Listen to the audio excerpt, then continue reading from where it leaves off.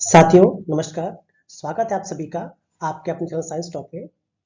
आज हम science top में यूपीपीएससी 2021 में जो भी प्रश्न पूछे गए हैं इन्वायरमेंट सेक्शन से हम उनके बारे में डिस्कस करेंगे। हम यहाँ पे एलिमिनेशन राउंड का भी इस्तेमाल करेंगे ताकि हम प्रश्नों को जिनको हम नहीं जानते हैं उनको भी कैसे हम टैकल कर सकते हैं, कैसे हम सॉल्व कर सकते हैं। ठीक है, आइए पहला क्वेश्चन देखते हैं। भारत में आपदा प्रबंधन के लिए राष्ट्रीय आपदा प्रबंधन डिवीजन गृह मंत्रालय में एक नोडल डिवीजन है।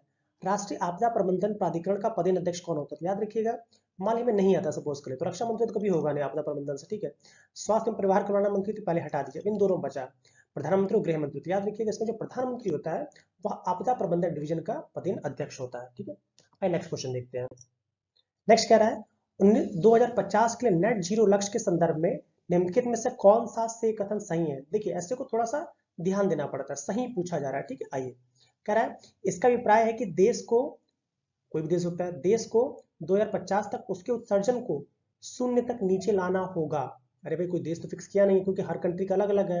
इंडिया का 2000 मोदी जी 2070 तक बोल के गए हैं कि 2070 तक हम कार्बन न्यूट्रल करेंगे, और ऑस्ट्रेलियन जैसे 2040 तक बोला गया। हर कंट्री का अलग अलग है, तो मुझे तो पहला ही गलत लग रहा है। ठीक है, आई नेक्स्ट देख लेते हैं।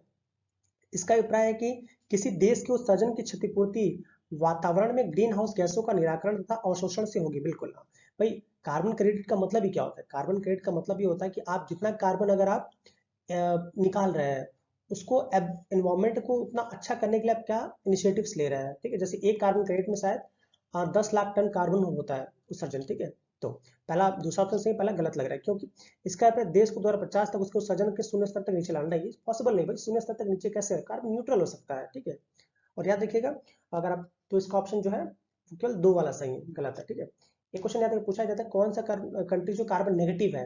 तो भूटान एक ऐसी कंट्री है, भूटान पता है प्यारा सा छोटा देश है जो कि हमारी कार्बन नेगेटिव है। नेक्स्ट देखते हैं। नीचे दो कथन दिए गए हैं जिसमें से एक कथन को अभिकथन ए तथा दो को दूसरे को कारण ए कहा गया। ठीक है, आइए कथन ये कह रहा है पारिस्थितिकी तंत्र के विविध विविध अवयव आपस में एक दूसरे पर निर्भर नहीं रहते। How come it's possible? कैसे संभव है भाई? भाई पारिस्थितिकी तंत्र में तो हर एक ऑर्गेनिज्म जो होता है दूसरे ऑर्गेनिज्म पर किसी न किसी तरह वो डिपेंडेंट होता है। तो ये ऑप्शन पहला तुम्हारा एक गलत ही हो गया। सेकंड कह रहा है मानव क्रियाओं से वातावरण प्रभावित होता है। बिल्कुल है भाई, हम जितना ही प्रदूषण फैलाएंगे वातावरण हमारा दूषित होगा, हमारे खाने पीने हर चीज का प्रभाव पड़ता है। तो ये सही है, सॉरी ये गलत है, आर सही है। आइए देखते कौन सा सही है। ये नहीं है, ये भी नहीं है, ए सत्य नहीं, ये भी नहीं है। हाँ ए गलत है, आर से केवल ऑप्शन हमारा क्या हो जाएगा? डी हो जाएगा। आइए नेक्स्ट देखते हैं। कह रहा है इको मार्क प्रतीक निम्नलिखित में किससे संबंधित? इको मार्क, अरे ई से एनवायरमेंट याद है। इको मार्क जो होता है वो ऐसे जैसे हम एग मार्क की बात करते हैं, एग मार्क आपको पता होगा, एग मार्क जो होता है वो देखते हैं शुद्धता के लिए हम एग मार्क का प्रयोग करते हैं। ठीक है, जिसका क्या कह सकते हैं कि मेन जो सिटी है वो नागपुर में है जहाँ से वो स्टार्ट किया जाता है। बट जब इको मार्क की बात करें, इको मार्क इन्वायरमेंट से संबंधित है, तो हमारा क्या हो जाएगा? पर्यावरण के लिए सुरक्षित सामग्री से, जिसके ऊपर इको मार्क लग गया मतलब पर्यावरण के लिए बिल्कुल सुरक्षित है। नेक्स्ट कह रहा है सूची एक को सूची दो से सम्मिलित कीजिए तथा सूचियों के जिनसे दिए गए कूट के सही उत्तर का मिलान करिए। आइए अब देखिए, अब इसमें अगर आपको आता, अगर एक भी आता हो तो आप कर लेंगे। ठीक है, आसान होता है। आइए देखते कोशिश करते हैं। जैसे मुझे पता है कि नॉकरेक का जो होता है वो आपका मेघालय होता है, मतलब डी का दो, तो डी का दो ऑप्शन में मिलाइए कि डी पे कहाँ पे दो पे, अरे बाप रे, तो देख रहे हैं डी में तीन में दो है। ठीक है, तीन में तो एक ऑप्शन तो हमने एलिमिनेट कर दिया। ठीक है, आइए अब आपको पता है कि जो कोई और स्टार्ट करते हैं। चलिए हाँ, सिमलीपाल वैसे उड़ीसा में, मान ली नहीं पता आपको, आपने पंचमढ़ी का नाम सुना होगा। ठीक है, पंचमढ़ी वो स्थान है जहाँ पे भगवान राम माँ सीता और लक्ष्मण के साथ वहां रहते थे। ठीक है, जो पंचमढ़ी अगर आपने पढ़ी हो तो, ठीक है, जो कि मातृषण गुप्त जी की है। तो पंचमढ़ी अब इसमें से कहाँ, उत्तराखंड में हो सकता है कि मेघालय तो होगा नहीं, मेघालय पहले फिट हो गया। उत्तराखंड, मध्य प्रदेश, उड़ीसा, उड़ीसा में तो होगा नहीं, तो बचा हमारा क्या? मध्य प्रदेश और उत्तराखंड में। आपको पता है कि वो मध्य प्रदेश की तरफ घूमते हुए गए, तो पंचमढ़ी कहाँ हो जाएगा हमारा? पंचमढ़ी हो जाएगा हमारा एमपी में। आइए मतलब बी का तीन, बी का तीन किसमें है? बी का पहला ऑप्शन हट गया है, बी का तीन। आइए तो मतलब ये भी हट गया क्योंकि बी का चार। अब इन दोनों में कंफ्यूज करना, अब इन दोनों में से कोई एक आपको आ रहा था, कंफर्म कर लेंगे। तो आपको पता होना चाहिए नंदा देवी जो है ये आपका उत्तराखंड में है, तो बच्चा हमारा क्या? सी का एक, सी का एक कहाँ है? सी का एक, हाँ ये तो ऑप्शन बी हमारा सही हो जाएगा। ठीक है, आइए एक एक करके एलिमिनेट करते हैं। आइए दोस्तों हम अगले प्रश्न की तरफ मूव करते हैं। नेक्स्ट कह रहा है निम्नलिखित में से किस वर्ष में भारत सरकार का पर्यावरण संरक्षण अधिनियम पारित किया गया था? देखिए 2022 में सेम क्वेश्चन सेम ऑप्शन के साथ आए हैं, तो आपको पता होगा कि जो पर्यावरण संरक्षण अधिनियम है 1986 में पास किया गया था। ठीक है, आइए नेक्स्ट देखते हैं। कह रहा है कि रिंगल मेन स्केल का प्रयोग निम्नलिखित में से किसके घनत्व मापने में किया जाता है। सपोज कि आपको नहीं आता है तो देखिए, ध्वनि, कोहरा, धुआं, प्रदूषित जल। तो आपको पता है प्रदूषित जल में बीओडी वगैरह हम चेक करते हैं, ये तो होगा नहीं। कोहरा, अरे भाई कोहरा को कौन मेजर करता है, क्योंकि हम मेनली ऐसी चीजें देखेंगे जो हमारे इन्वायरमेंट के लिए शूट कर रही हो।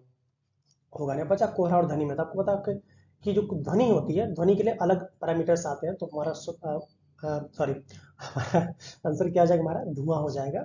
हम रिंगल मेल स्केल से हम धुआं, चूंकि वायु प्रदूषण का बहुत ज्यादा इसमें रोल चल रहा है, तो रिंगल मेल स्केल जो होता है वो धुएं के लिए किया जाता है। मैक्सिमम लोग का क्वेश्चन गलत हुआ, क्योंकि पहली बार सबने सुना हुआ क्वेश्चन, नहीं आता क्वेश्चन। ठीक है, नेक्स्ट।